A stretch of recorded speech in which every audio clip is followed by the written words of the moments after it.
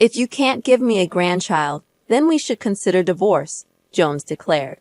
I hesitated for a moment before responding, "Fine, I got it." But just as he was about to finalize his decision, I surprised him with the news. I am pregnant. You see, I'm a homemaker in my 30s, living with my husband Jones, who works in an office. Our love story began when I was working at a food-related company. Over time, we spoke many times regarding transactions, and I found myself falling for his occasional smiles. So I decided to take the initiative and propose a relationship.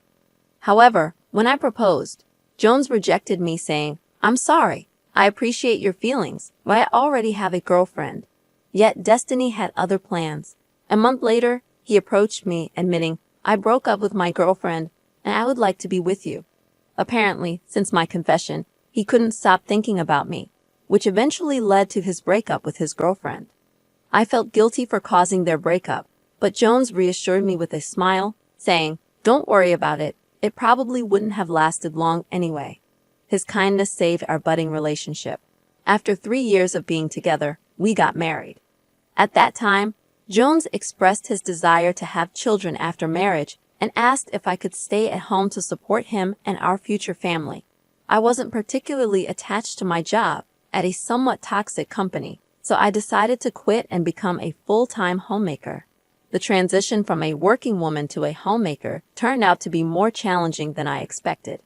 But I didn't mind because our newly life was sailing smoothly, and I was constantly brimming with happiness. We also had the advantage of Jones's family living just a 10-minute walk from our apartment. Initially, I worried about frequent visits and potential issues with his parents, but my fears were unfounded. They were incredibly kind and helpful, always ready to explain things to me gently and kindly. Despite our childlessness, they never complained, often telling me, "You are even dearer to us than a grandchild, and we only have boys in our family. We always wanted a daughter. Please let us pamper you like our real daughter." I had developed a strong bond with Jones's mother, Carol, and I trusted his father, Tom, who might be a man of few words, but he was incredibly reliable. However, this heartwarming relationship lasted only for the first few years. A few years into our marriage, the once kind attitude of Jones's parents began to change drastically. Gradually, Tom became even more reserved, and Carol underwent such a transformation that I began to suspect a dual personality within her. Perhaps this harsh version of her was her true self. To quantify her change, if she was once at a plus 100 before, now she seemed to be at minus 100. That's how harshly she treated me. Living nearby, she started visiting our house frequently, especially when Jones was absent, nagging me incessantly and urging me to show her the face of my grandchild. According to her, it was a wife's duty. She would rush me to have a child. Although not long ago, she used to say, "Children are a gift from heaven. You don't have to try hard. You'll conceive naturally when the time comes, so don't rush." However, her attitude had taken a complete U-turn. She began to pressure me by mentioning other families, saying things like, "The family over there recently had a baby, and the woman next door is pregnant. What about you?" But no matter how much she pressed me for a grandchild, it was all meaningless if Jones wasn't ready. Despite his initial desire for children at the start of our marriage, a year into it, he had completely lost interest. Even my attempts to initiate intimacy were met with rejection. He would decline, saying he was tired, or dismiss me saying, "Don't interrupt my gaming." When I tried to explain this to Carol, she didn't seem to understand and continued pressuring me to have a child, increasing my stress day by day. Unable to endure her relentless attacks any longer, I finally confided in Jones about the pressure I was facing to have a grandchild. He grumbled his response, saying, "I don't think we need to rush this, you know." Despite his reluctance, he agreed to increase our intimate time together as much as possible. Despite our joint efforts as a couple, getting pregnant seemed elusive. Moreover, throughout this time, Carol kept hurling insults at us, blaming our lack of success on our supposed lack of effort. At times, I suspected that the accumulated stress caused by her constant pressure might be making it even harder to conceive. Unable to withstand her relentless pressure any longer, I reached my breaking point. As a couple, we finally decided to undergo fertility treatments, hoping it would solve our struggles with conception. However, relief was short-lived as a new issue arose, one that centered around Jones. Ever since we embarked on the fertility treatment journey, he began to grow distant, retreating to his room to play video games immediately after returning from work, ignoring my attempts at conversation. Initially, I could tolerate his behavior, but it worsened over time. Jones became increasingly irritable, lashing out over small expenses related to my hobby, and unloading his work stress on me. Whenever I tried to defend myself, he would quickly lose his temper, emphasizing his role as the provider and labeling me a freeloader. No matter how many times I reminded him that I had quit my job to fulfill his wishes, he remained unyielding. One day, when he should have been going to work, I discovered he had quit without informing me. When I questioned him about it, he dismissively replied that it was none of my business. I felt a mix of disgust and helplessness. While I believed we could manage financially for a while through unemployment benefits and dipping into our savings, the fact that he showed no interest in finding a new job stressed me out immensely. With Jones spending his days at home, his main activities revolving around gaming and occasional trips to the convenience store, our face-to-face interactions increased significantly. However, instead of fostering affectionate moments, this newfound time together only intensified our arguments. Our discussions became strained, and gradually, we stopped talking altogether. I found myself questioning the purpose of continuing this married life. The once strong bond between us seemed to be eroding, and the realization slowly settled in that our marriage might be reaching its breaking point.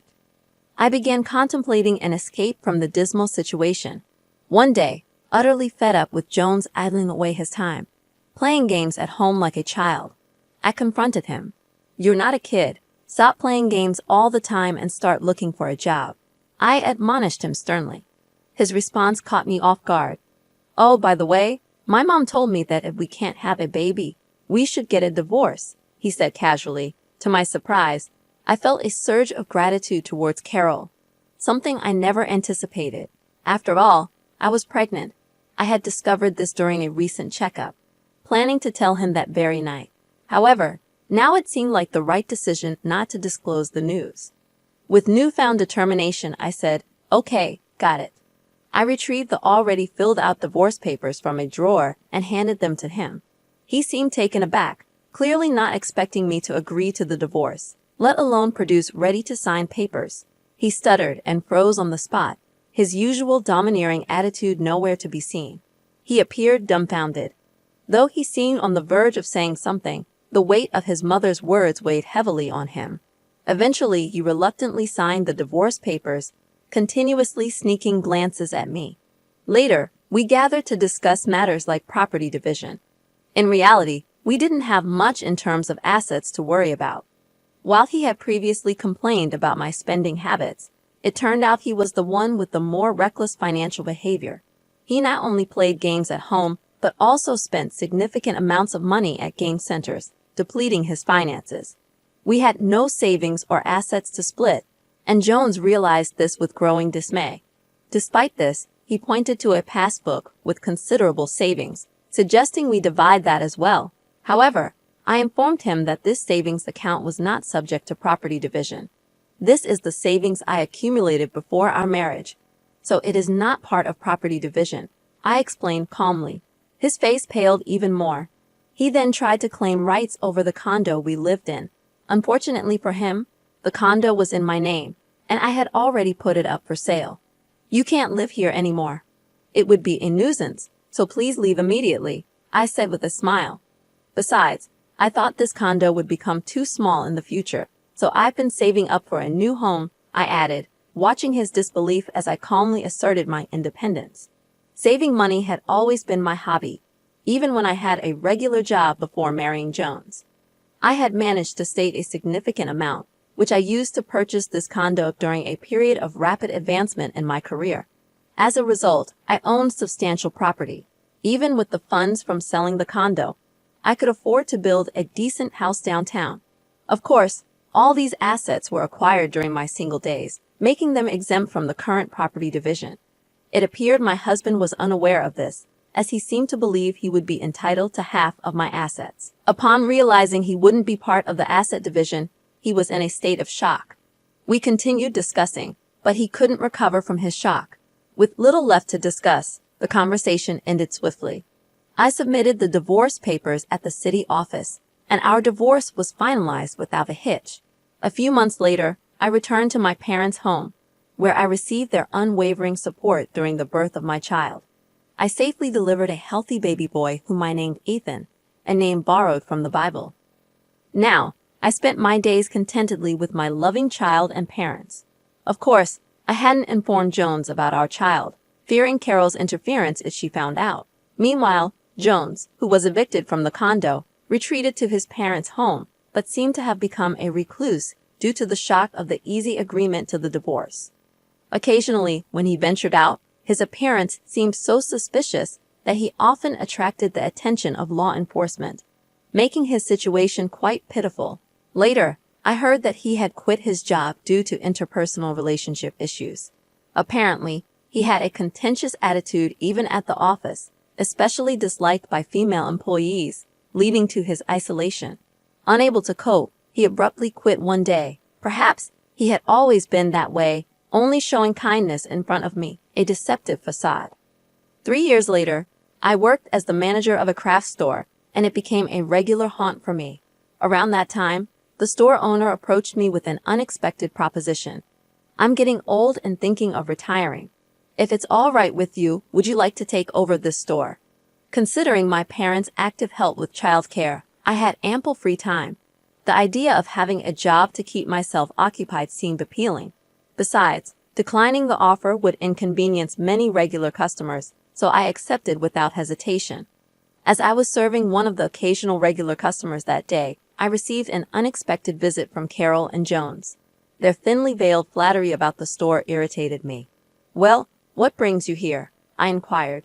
Carol mumbled something incomprehensible, eventually demanding, "Give my grandchild back to me." Evidently, she had learned about my child's birth and was contemplating making the child her heir. "Why did you keep it a secret?" "We were already in the process of divorcing," Jones accused, clearly agitated. "I kept quiet because I wanted the divorce. I knew you both would do anything to prevent it if you found out I was pregnant," I shot back, glaring at them. Carol persisted, insisting that I return her grandchild, emphasizing the 3 years we had spent together. Her demand left me utterly flabbergasted. Just then, my parents and Ethan entered the scene, sensing the tension. They asked, "What's the matter? Is there a problem?"